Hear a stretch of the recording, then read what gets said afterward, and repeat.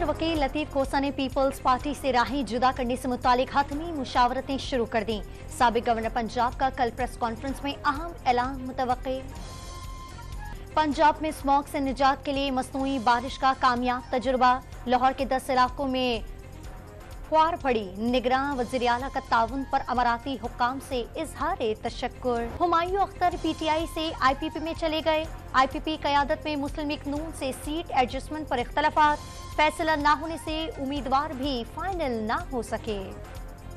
मुस्लिम league नून और MKM Pakistan के दरमियान कराची में कौमी असम्बली की 11 और सूबाई की 19 नशिस्तों में एडजस्टमेंट पर इत्तफाक हो गया।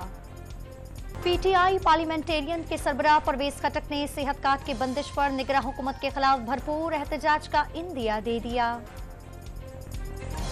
इंतखाबी अमल शफाफ नहीं होता तो इलेक्शन कराने का कोई फायदा नहीं।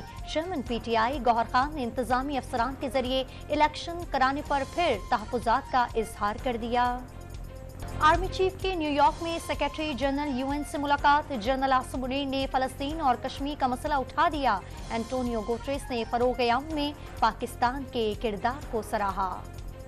और कराची एक्सपो सेंटर में 18वें आलमी कुतुब मेला जारी। बच्चों की किताबों के स्टॉल्स पर बेतहाशा रश। बुक फेयर पीर तक जारी रहेगा।